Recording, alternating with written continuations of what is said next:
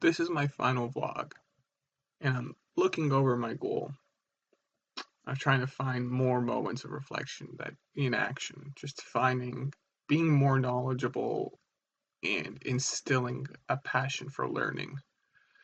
And I've been thinking about it a lot, and I'm using I'm using the term little things because it's the little moments. It's that reflection and action, drawing it back to Sean,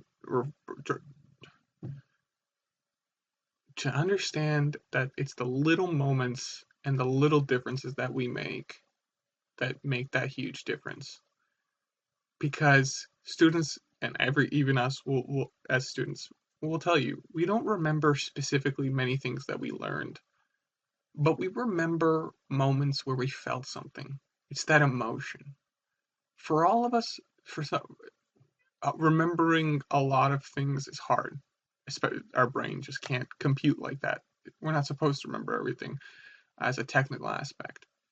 But we do remember things emotionally. When something's tied emotionally, it's hard to forget.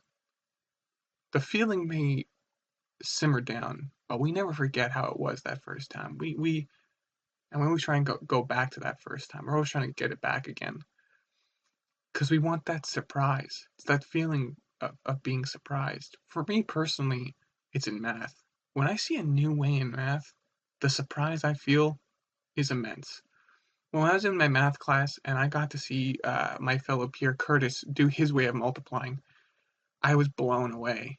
And I honestly went up to him and told him, I've never seen somebody multiply the way that you do because it's beautiful. And if I could just go on a diatribe of what it was, is that how he does it is he goes, if I look at 7 times 14, he divides 7 by 2 to get 3.5, and he multiplies 14 by 2 because if you do one thing to the one number in that equation, you have to do the opposite to the other. And then he gets to 28, and he says 3.5 times 28. And he goes, uh, no, sorry, he had 5, so it's 5 times 14, it was 2.5, and then he gets times 28, and he gets 1.25 times 56. And he says, well, 1 times 56 is 56, so he writes that down. And he says, what's 0.25 of 56? Well, that's 14. And he knows that because he's just multiplied 2 twice, and he can divide by 4 to get to the next. Every time he divides by 2, he always has what that number will equal later on because he's changed the equation so many times. And I thought there's a beauty in that. I thought it was so beautiful.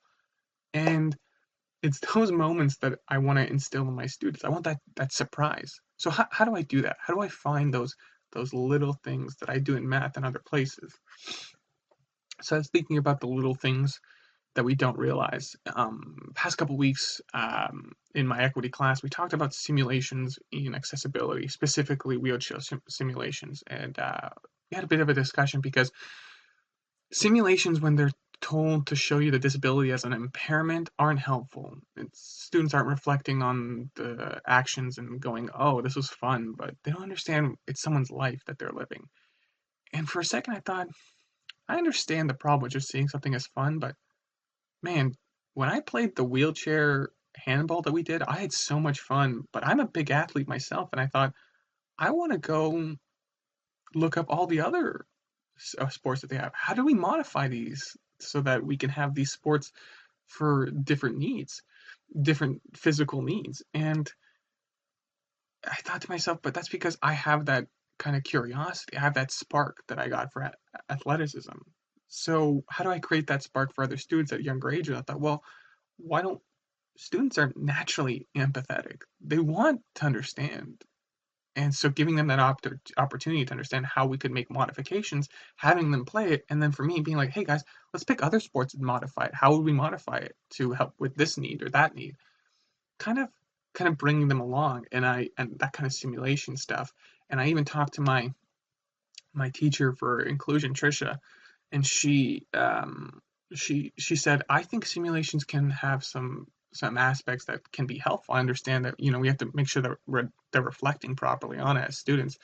But she said she has MS, and she said her husband saw an MS simulation, and inherently her first thought was, oh, they're probably gonna show some BS about this or that or the other thing. And her husband said, no, I wanna do it because I wanna know what you go through. I wanna understand how it's like, even if it's just brief or a small amount, I wanna know what it's like to be in your shoes. And I thought there's a connection there. He's connected to her, and that's why he finds meaning in the simulation. I thought that's what it is. I need a connection. I need a point to from one to the other. That's what you need. So if I want to instill a spark of learning with my students, I need that connection. And I need to figure out what that connection is. I have to make sure that they stick on that route. And then I was also having a conversation with a friend of mine who was asking me questions about what I thought about the teaching future and the education system and how we can change it and what we can do. And I thought change. That's what we need to teach more of is student how to make students adaptable. How do I have it? We seem to always want to teach stability. But the thing is that life changes all the time. Our natural order for the universe is entropic. We always want to be going towards chaos. Change will happen invariably. We can't stop it. So to find something and teach kids to find something stable and hold on to it, well, in the end, you hold tighter and tighter because it's going away because it's changing. Nothing ever stays the same. I think teaching kids that adaptability, that's what we need to do. Hey, things are going to change, but here are the tools to provide to you to make sure that you always have the ability to move to the next piece of stable ground, and so on and so forth. So I guess overall, what I've learned is that I think I've met my goal of finding those little moments of reflection in action, and understanding what I want to do to create more knowledge and finding clues and just having that transference of knowledge of understanding what I want my students to do and how I want them to have that spark. And I found that for a lot of it is I have to keep up that spark. I have to keep making sure that I'm interested in learning. Because in the Chimer Veckley article, they made a point about routine action versus informed action. I never want to fall into routine action. I always want to be in informed action. I always want to be changing things. I never want to be comfortable. Comfortable is not where I want to be. I want to be moving forward. I want to make sure that I'm thinking about these emotions, and I want to make sure that I'm never in this rote position. I want to keep changing because my classrooms will change, therefore I should change. I should always be changing. So I think now that I've reached this goal of being able to understand how to create that spark, I have to keep nurturing that spark. That's my next goal. Understanding how to nurture that spark, how to make sure that I'm giving them the tools to change. Because as one of my teachers for STEM in the first semester said, he said, you're teaching students who 20 years from now will have problems or issues or dilemmas to solve that we couldn't think of. We couldn't possibly think of right now. We couldn't teach them, give them tools for something 20 years in the future, especially with technology growing the way that it is. But we have to give them the tools of creativity and forethought and understanding and adaptability and change so that they'll be able to say, this is the issue, this is what I have, this is what we need to make, let's make it. No one's ever made it before. I think that's my next goal. I want to bring that spark, nurture it, and sustain it. That's what it is. Getting students to be the next best person that they can be.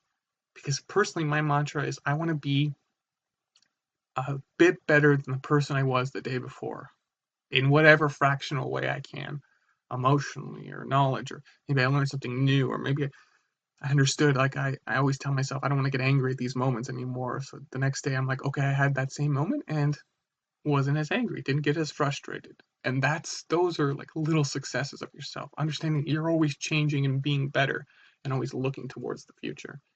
And I think as long as I kind of have that mentality, I tell my students, it will get better and I want to get better.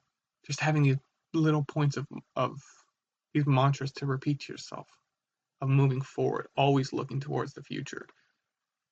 And I think that's ultimately my next goals.